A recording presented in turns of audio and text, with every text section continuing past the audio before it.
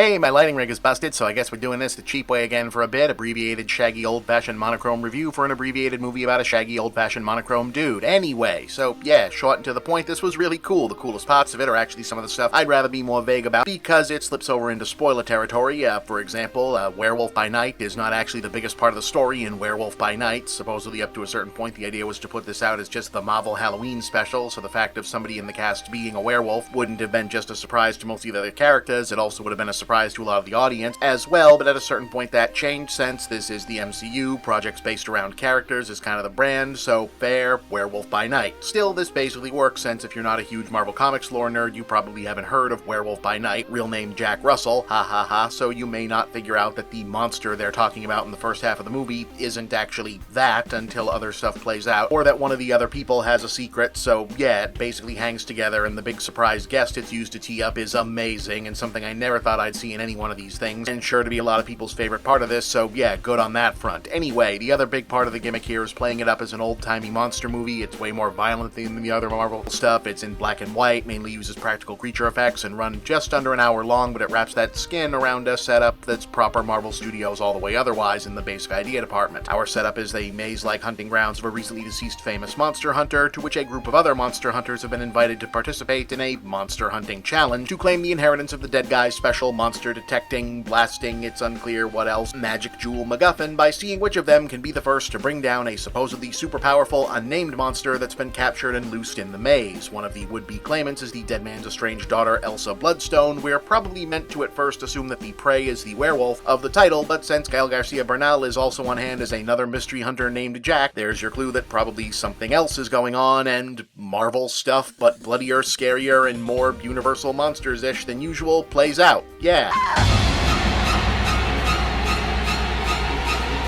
You wanna see this, darling?